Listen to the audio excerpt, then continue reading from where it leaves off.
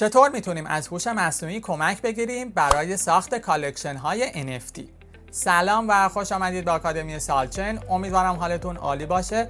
دوستان، ما تصمیم داریم طی چند جلسه در مورد انواع سبک‌های نقاشی دیجیتال که به وسیله ابزارهای هوش مصنوعی میتونیم ایجاد کنیم صحبت کنیم و اینکه چطور میتونیم اون آثار رو به صورت کالکشن NFT در پلتفرم‌های خرید و فروش منتشر کنیم. ابزاری که توی این جلسه میخوایم ازش استفاده بکنیم میدجرنیه، یکی از قدرتمندترین ابزارهای هوش مصنوعی در زمینه تبدیل متن به تصویر. قبلا در مورد ساخت اکانت در میدجرنی و همچنین فضای آموزشی اون یک ویدیو ضبط کردیم. اگر اون ویدیو رو ندیدید پیشنهاد میکنم که حتما ببینید. لینکش رو بچه‌ها این بالا هم قرار میدم. و اما امروز میخوایم بریم با هم دیگه چند تا سبک نقاشی رو توی این پلتفرم با هم بررسی بکنیم و ببینیم که چطور میتونیم به وسیله اون یک کالکشن NFT بسازیم. بحث خیلی جالبیه. تا پایان آموزش با من همراه باشید.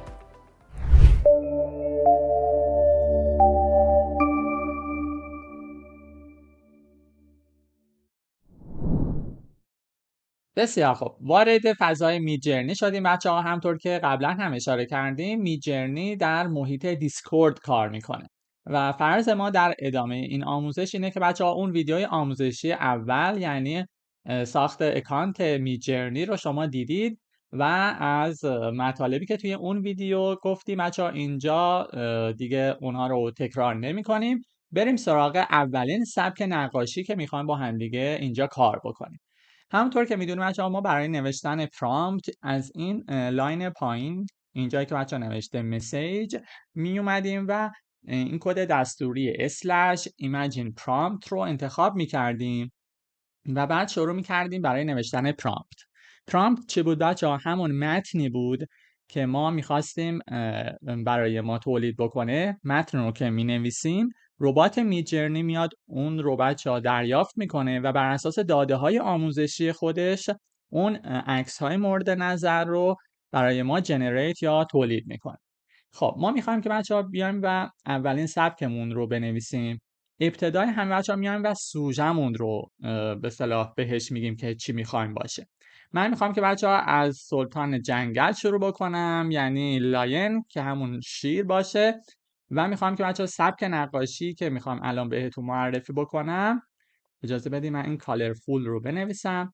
بلک لایت پینتینگ سبک اولی هست که میخوام توی این جلسه با هم دیگه کار بکنیم. وقتی که بچه‌ها متنمون رو نوشتیم اینتر رو میزنیم تا شروع بکنه برای ما اون تصویر رو تولید بکنه. خب تا این تصویر رو بچه‌ها میخواد که تولید بکنه من چند تا نکته بگم. یکی این که بچه‌ها در نوشتن پرامپت همونطور که قبلا هم گفتیم نیاز به رعایت گرامر نیست. یعنی در واقع ربات میدجرنی بچه‌ها گرامر متوجه نمیشه. پس اینکه شما حتما خیلی دقیق بخواید کلمات و گرامرهای ات و آن و اینا رو بنویسین نیازی نیست. همون چیزی که توی ذهنتون هست کلید واژه ها رو بنویسید کافیه. خب این بچه‌ها شروع میکنه از 1% تا بشه 100% و میبینید که بچه‌ها این عکس رو برای ما تولید کرد. این 4 تا عکس رو اگر که روی اون کلیک بکنیم بچه‌ها و اینجا بیاین اوپن این براوزر این قسمت پایین رو بزنید، عکس رو در اندازه واقعی خودش که یعنی بهترین کیفیت ممکن رو داره برای ما باز میکنه. همطور که میبینیم بچه‌ها این سبک نقاشی بلک لایت یه سبک خیلی جذابی میتونه باشه که شما میتونین که NFT یه کالکشن NFT خیلی جذابی رو از اون سوژه مورد نظرتون داشته باشه. بریم سراغ چند تا نکته. یکی این که بچه‌ها همطور که میبینید الان ما یکی از این شیرها داره سمت چپ ها نگاه میکنه و مثلا فرض بکنید که من یه کالکشنی که نیاز دارم میخوام که همه شیرها روبرو رو نگاه بکنن. برای این کار کافیه که بیایم بچه‌ها و اینجا من این پرامپت قبلی رو کپی بکنم، اینجا جایگذاری بکنیم. البته اون ایمیجین پرامپت رو بعد اولش بنویسیم. اینجا این چیزی که بچه‌ها من می نویسم یعنی looking straight into the camera. این بچه‌ها کلید واژه یعنی اینکه مستقیم نگاه بکن به دوربین. این شکل بچه ها سوژه‌مون دقیقا از روبرو به اصطلاح میشه و اینجا 4 تایی که تولید میکنه الان باید روبرو رو نگاه بکنن. صبر بکنیم بچه ها ببینیم که نتیجه چی میشه.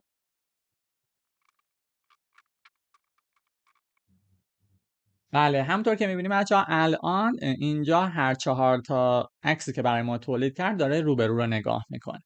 و اما میخوایم که 2 تا نکته دیگه بگم.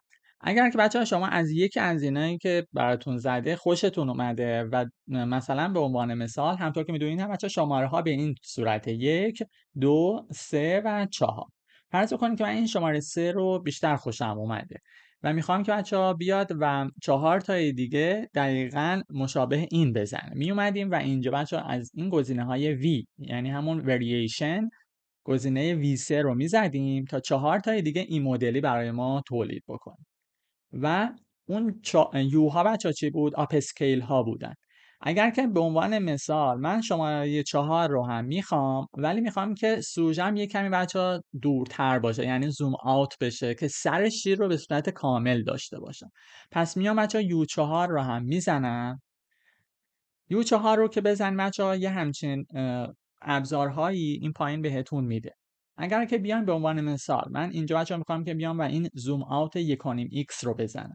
اگر که این رو بزنیم حالا عکسی که برای من تولید میکنه این سوژم رو میبره عقب‌تر. ببینیم نتیجه چی میشه. این یکی بچه ها نتیجه همون به اصطلاح گزینه V3 بود که من زدم. یعنی اینکه از همین سبکی که اینجا بود شماره 3 اومد بچه ها 4 تای دیگه برای من تولید کرد که به نظرم خیلی عکسای جذابی میتونه باشه. اینجا اوپنینگ براوزر رو بزنیم تا به صورت اندازه واقعی ببینیمشون. میبینید که بچه‌ها این سبک میتونه یه سبک خیلی جذاب باشه و برای حالا سوژه های مختلف میتونه که یه کالکشن چند ده تایی و چند صد تایی شما از اون سوژه مورد نظرتون بیاین و ایجاد بکنید که در ادامه میگم که چه شکلی میتونیم که این ورییشن ها رو زیاد هم بکنیم. خب این یکی رو بچه ببینید همطور که مشاهده میکنید الان اون سر شیر رو اومد بچه زوم آوت کرد و من الان به صورت کامل تر دارم. خب قطعا این میتونه که دست من رو بازتر بذاره برای اینکه بعدا میخوام ادیت های دیگه روش انجام بدم خیلی راحت تر باشه. پس این هم بچه ها در نظر داشته باشه. خب یه نکته دیگه که میخواستم بگم این بود که اینجا بچه‌ها اگر که دقت بکنید من نوشتم colorful black light. شما میتونید بچه‌ها تک رنگ هم یعنی یک رنگ خاصی رو هم بهش بگید که البته اون میاد مثلا تلفیق میکنه با رنگ‌های همخوان خودش. به عنوان مثال من اینجا ایمیجن پرامپت رو بنویسم. اینجا colorful رو برمیدارم به جاش میذارم red. بیایم بچه یه کار دیگه هم انجام بدیم. حالت شیر رو هم بچه میتونیم که تغییر بدیم. اول از همه قبل از سوژمون مثلا بنویسیم که angry باشه یا مثلا بنویسیم happy باشه یا sad غمگین باشه یا هر حالت دیگه ای که میخوایم برای سوژتون در نظر بگیریم میتونیم که بهش بگیم. خب ببینیم که نتیجه چی میشه. بله همطور که مشاهده میکنید چون که من نوشتم بچه‌ها رد اومد که بچه‌ها رنگ قالب رو رد قرار داد و همطور که میبینید بچه‌ها الان اون 4 تا همشون رد رو دارن و حالا انگری هم من نوشتم. به نظر البته نمیرسه که خیلی شیراش عصبانی باشند ولی یکم عصبانی.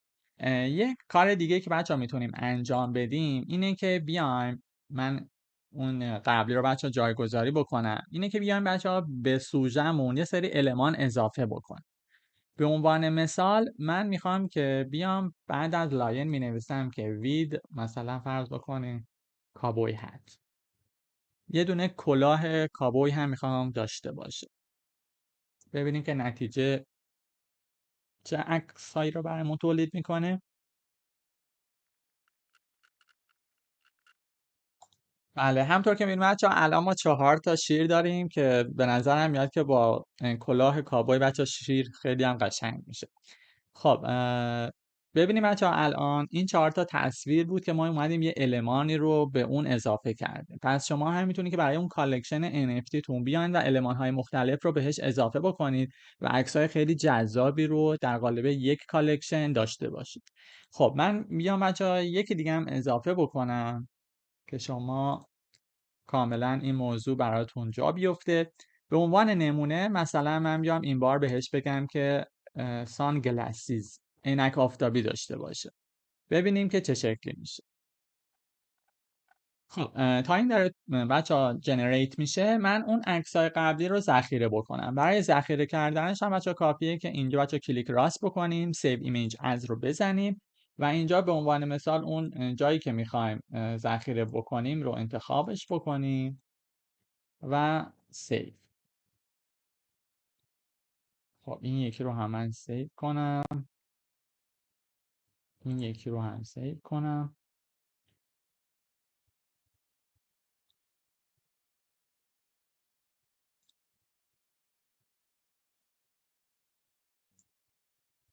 بسیار. ببینیم که بچه ها نتیجه چی شد. بله همطور که می‌بینید بچه ها با عینک آفتابی هم شیر میتونه عکس جذابی رو داشته باشه و الان ما 4 تا دونه شیر داریم که با عینک آفتابی هستن. به عنوان نمونه بچه ها شما اگر که خواستید و از هیچ کدوم از اینا خوشتون نیومده، شما میتونید که بچه ها بیاین و این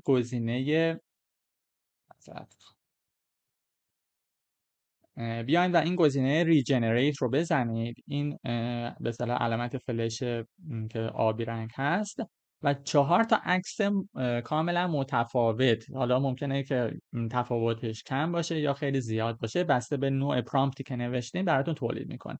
من یک بار هم این کار رو انجام میدم بچه‌ها تا شما ببینید که نتیجه چی میشه.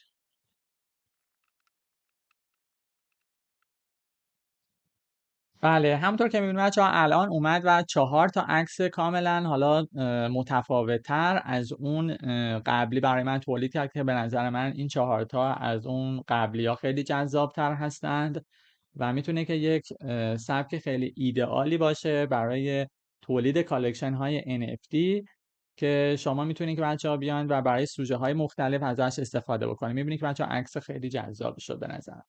خب من میگم بچه‌ها همین سبک رو برای یک سوژه دیگه هم امتحان بکنم و بریم سراغ سبک بعد. خب من اینجا به جای شیر مثلا بیایم بنویسیم رومانتیک گیر، حالا وید هت نمیخوام، مثلا لانگ هیر باشه. ببینیم نتیجه چی میشه.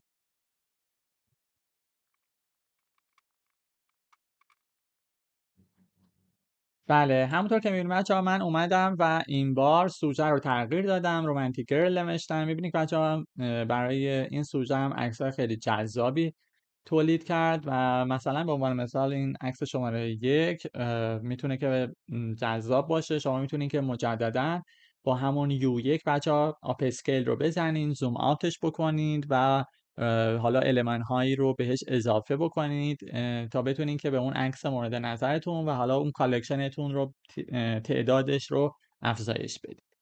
خب بچه ها این سبک رو به اتمام برسونیم، بریم سراغ یه سبک دیگه. اینجا بچه ها من برای اینکه صرفه جویی بشه در وقت یه پرامپتی قبلا نوشتم، اون رو بچه ها جایگذاری بکنم. آها اینه بچه ها، اومدم توی این پرامپت نوشتم که استرابری یعنی همون توت فرنگی بچه ها، که میخوایم که هایبرید بشه، ترکیب بشه با یک هپی کارتون کاراکتر، یعنی با یک کاراکتر کارتونی خوشحال. و میخوام بهتون بگم که این هم میتونه که بچه جزء یکی از کارهای خیلی جذاب باشه.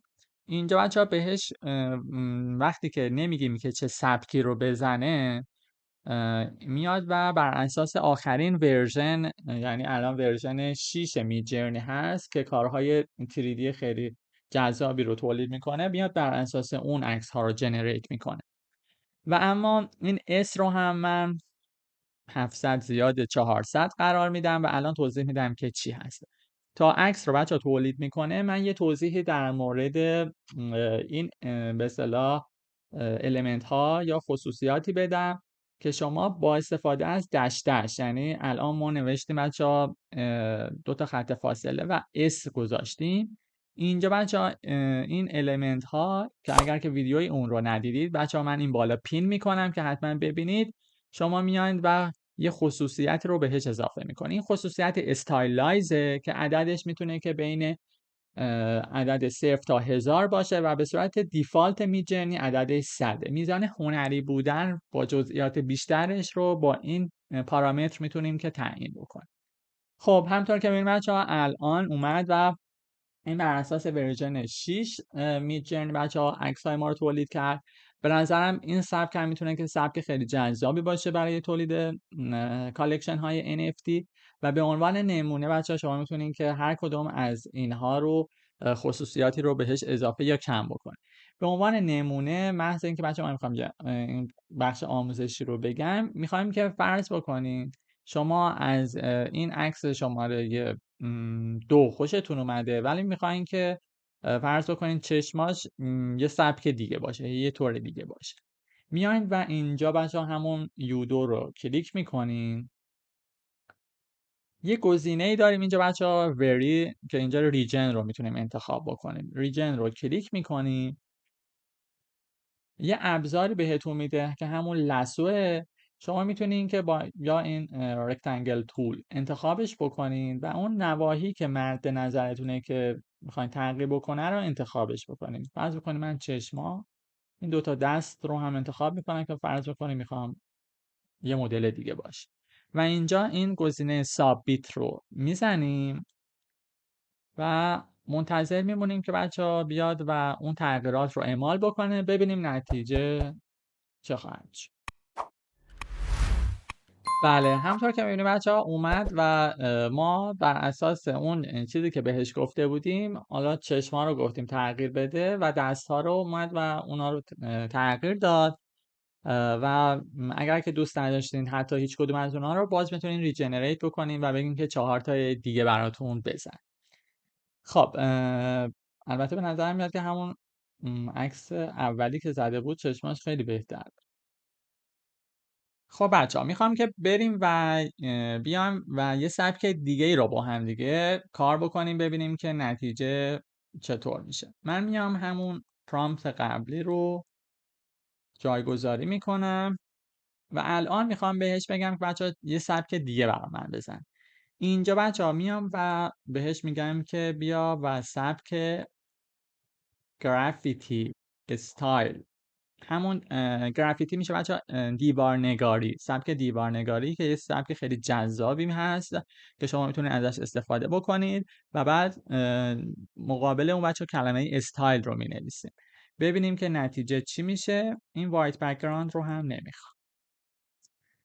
تا این بچه‌ها عکس‌ها رو جنریت میکنه، من در مورد سبک‌های توضیحی بدم. توی میدجرنی بچه‌ها این سبک‌ها رو میتونین که بهش بگین و بعد مقابل اون همونطور که مشاهده میکنین یه کلمه استایل بنویسید. به عنوان مثال این همین گرافیتی، این سبک شما میتونین که پیکسل آرت یا سبک آبرنگی، واتر کالر، ریسوگراف و هر کدوم از این سبک‌ها رو بچه‌ها که دوست داشتین امتحان بکنید و ببینین که کدومش با حالا اون چیزی که شما مد نظرتونه یا سبک مورد علاقتون سازگاری بیشتری داره و همون سبک رو بچه‌ها بیاین و ادامه بدین.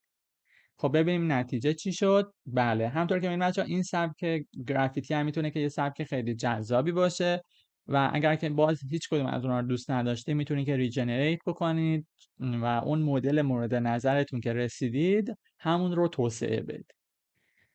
خب بریم سراغ بچه‌ها یه سبک و سیاق دیگه.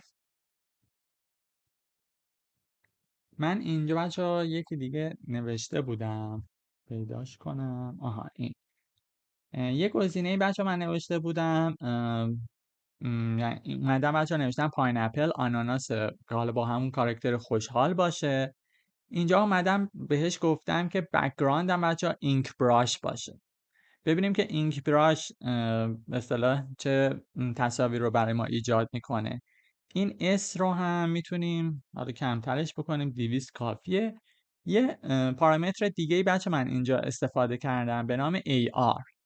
این AR که حالا 4:5 بهتر هست. اجازه بدید بچه من اینتر رو بزنم و بعد توضیح بدم.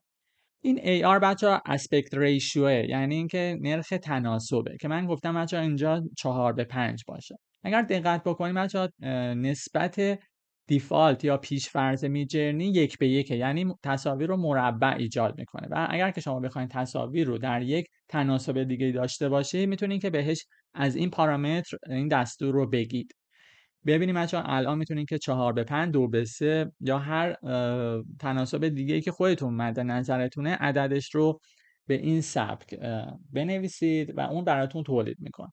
برای کالکشن های NFT بچه‌ها همیشه عمودی ها بهتر جواب بده، یعنی که 4:5 2:3 4:7 و 1:1 معمولا بهتر هستن.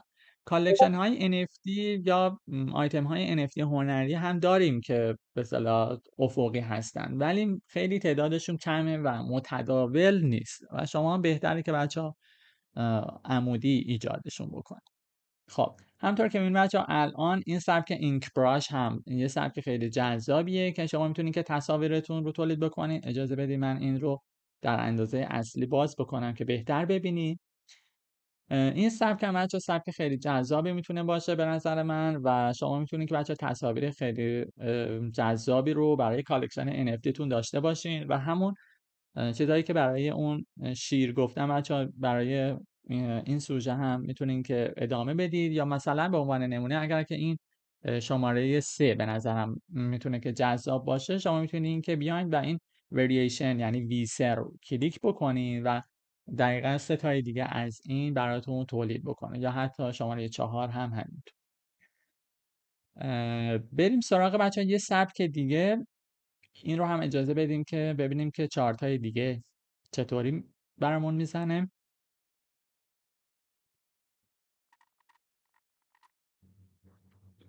بله همونطور که میبینیم بچه ها الان اومد و این 4 تا عکسی رو که من انتخاب کرده بودم، یعنی به اون سبک رو 4 تا دیگه برای من زد که اینا هم بچه ها میتونه که سبک خیلی جذاب و هنری باشه. اگر که با این سبک به اصطلاح حال میکنید و دوست دارید میتونید که همین سبک رو بچه ها ادامه بدید.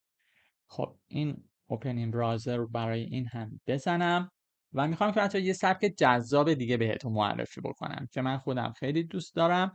اینجا بچه‌ها اینک براش بک‌گراند رو میام برمیدارم و می نویسم فولک آرت استایل.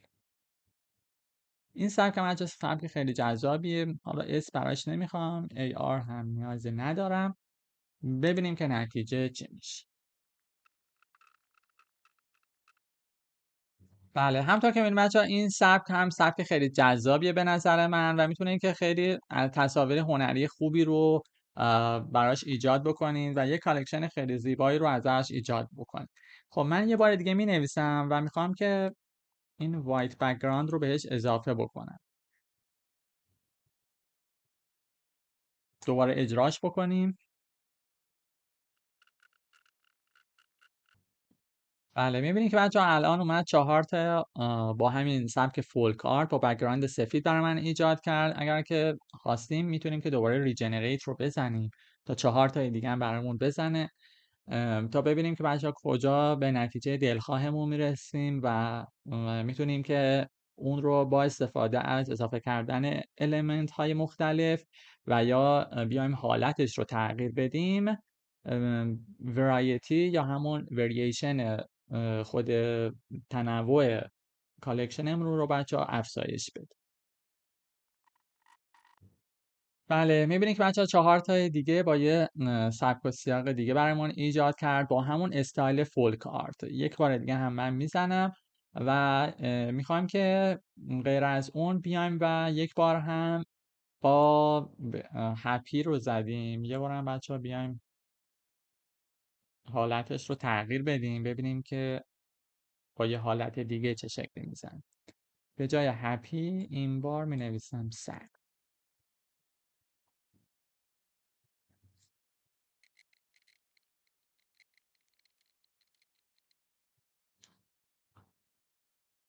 خب بچه‌ها ببینیم که اینایی که زدیم چه آثاری رو برامون تولید کرد. می‌بینید که بچه‌ها این سبک هم میتونه سبک خیلی جذابی باشه، فولک آرت، و به نظر من برای اونایی که این سبک رو دوست دارن میتونه که خیلی جذاب باشه. خب بریم چارتای دیگر رو ببینیم چی زد بچه‌ها. این چارتای بعدیه که زد، این رو هم باز میکنم. بریم سراغ بعدی. آها، این یکی بچه‌ها همونیه که حالتش رو اومدم تغییر دادم، یعنی به جای هپی نوشتم که ناراحت. ببینید که بچه‌ها الان آناناسای ناراحت به این سبک برامون تولید کرد. حالا باز اگر که خواستین شما میتونید که بچه‌ها حالت‌های مختلف رو بهش بگین و یه کالکشنی داشته باشین که حالت‌های مختلف یه سوژه رو داشته باشید. حالا این سوژه میتونه که هر چیز دیگه هم باشه. من این رو بچه‌ها به صورت تست نوشتم. شما میتونید که بچه‌ها اون سوژه مورد نظر خودتون رو بیاین و باهاش همین کاری که من انجام دادم بزنید و به اصطلاح یه کالکشن چند ده تایی رو خودتون ایجاد بکنید. خب این هم بچه‌ها حالت بعدی بود. این هم به نظر من جذابه.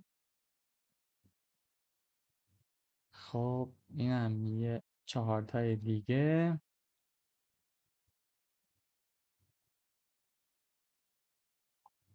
آها، این هم بچه خیلی سبک جذابیه. یعنی من اومدم بچه همون ویسه رو زدم، این 4 تا رو برا من زد که اینم به نظر خودم حالت خیلی خوبی داره که شما میتونید که یه کالکشن خیلی جذابی رو از این داشته باشید.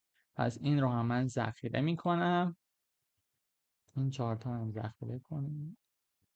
خب بقیه سبک‌ها رو بچه‌ها من جلسه بعدی ادامه میدم، ولی الان میخوام بگم که بریم با همدیگه توی نرم افزار فتوشاپ و با همدیگه یه کمی بیایم و اون NFT ها یا همون تصاویری که برای ما تولید کرد میجرنی، خودمون هم یه کمی روش کار بکنیم و بهتون بگم که خودتون هم میتونید که بچه‌ها بیاین و اون تصاویر رو ادیت هایی بزنید و هم به تنوع اون اضافه بکنید، هم خلاقیت خودتون رو هم بچه‌ها توی اون تصاویر ایجاد شده AI دخیل بکنید که میتونه که نتیجه خیلی خوبی رو براتون داشته باشه.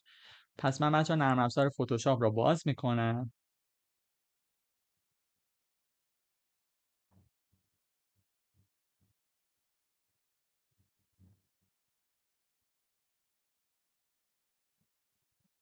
فرض بکنید که من الان از این شیر قسمت اولی انتخابش بکنم. حالا انتخاب مربع بکنیم.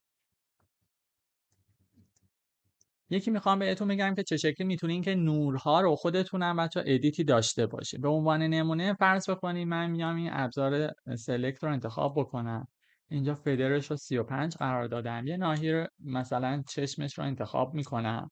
اینجا بچه ها میان و این پنل هیو ساتوریشن رو باز میکنین و به عنوان مثال بچه من میام رنگ چشمش رو تغییر میدم، یا مثلا اون چیزی که مد نظرمه. حالا من به عنوان نمونه میخوام این کار انجام بدم که شما ببینید که بچه میتونین که این تغییرات رو خودتون هم ادیت بزنید و حالا بر اساس اون خلاقیت خودتون بیاین و هم تنوع اون کالکشنتون رو افزایش بدین، هم بیاین و به اصطلاح فرض کنید اگر که میخواید تغییر رو در جهت اون چیزی که خودتون مد نظرتونه بهش اضافه بکن.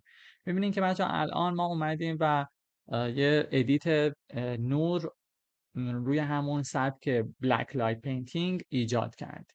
خب من این رو هم بچه‌ها سیو میکنم که داشته باشیم به عنوان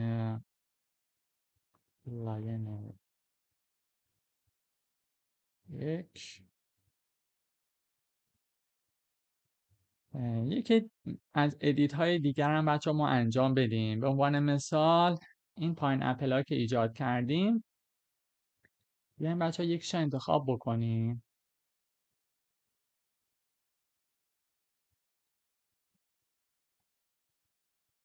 خب به نظرم میاد که یه کمی بچه ها حاشیه رو افزایش بدیم، حاشیه سفید رو.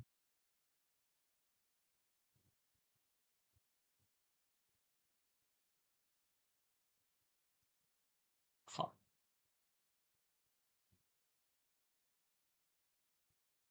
میخوام بچه ها بیام و یک المان رو بهش اضافه بکنم. من قبلا بچه ها اومدم و اینجا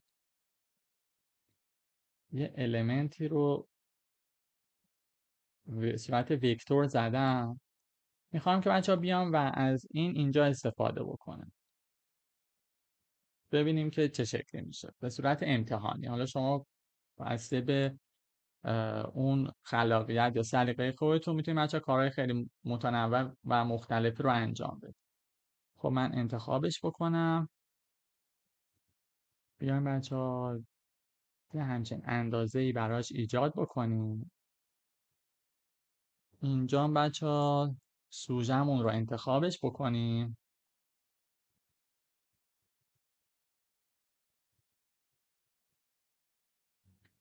سوژه که بچه ها سلکت شد میتونید که کنترل جی بزنیم که یکی دیگه برای ما ایجاد بکنه یه کپی از اون، و اینجا بیایم و اون رو سلکت بکنیم. حالا میتونه این بک‌گراند بچه ها رنگش هم به عنوان نمونه زرد باشه که به نظرم جذاب میتونه باشه. و در واقع اگر که خاطرتون باشه ما میتونستیم که در یک کالکشن NFT خصوصیات مختلفی داشته باشه. من الان اومدم بچه‌ها این خصوصیت به عنوان خصوصیت بک‌گراند به عنوان نمونه اضافه کردم. خب این پاهاش هم بچه‌ها برای اینکه این سایش باشه میتونین که بیاین اینجا بچه‌ها این سلکتش بکنین. حالا برای اینکه کامل ببینیم این سایه اینجا رو انتخابش بکنین، باز یه کنترل جی بزنیم و این سایه رو بیایم بچه ها بالا و دارکن بکنیم که این سایه پاهاش هم باشه. خب همطور که می‌بینید بچه‌ها من اومدم و به عنوان نمونه این رو بچه‌ها اضافه کردم. شما میتونید که مثلا برای یه آیتم بعدی که ایجاد میکنین بیاین بچه‌ها و رنگ این رو بچه‌ها مثلا تغییر بدید و این بشه مثلا همون خصوصیت بک‌گراند کارتون. حالا همین رو بچه شما میتونین که خودتون بسته به خلاقیتتون المان‌های مختلف دیگه یا ادیت‌های مختلف دیگه روی تصاویرتون ایجاد بکنین تا کالکشن شما یک تلفیقی بشه از اون خلاقیت خودتون و تصاویر AI که ایجاد شده، یعنی تصاویر اون هوش مصنوعی. امیدوارم که مطالب این جلسه هم براتون مفید بوده باشه. اگر که از محتوای این آموزش خوشتون اومده بچه‌ها حتما لایک بکنید و بنویسید که کدوم سبکایی که امروز با هم کار کردیم رو بیشتر شما دوست دارید و مورد سلیقتون بود. ما بچه‌ها توی جلسه بعدی چند تا سبک نقاشی دیگه توی همین پلتفرم میجرنی و سایر پلتفرم‌های هوش مصنوعی با هم دیگه ایجاد می‌کنیم. ویدیوهای ما رو دنبال بکنید. سابسکرایب بچه‌ها یادتون نره. تا جلسه بعدی شاد و موفق باشید.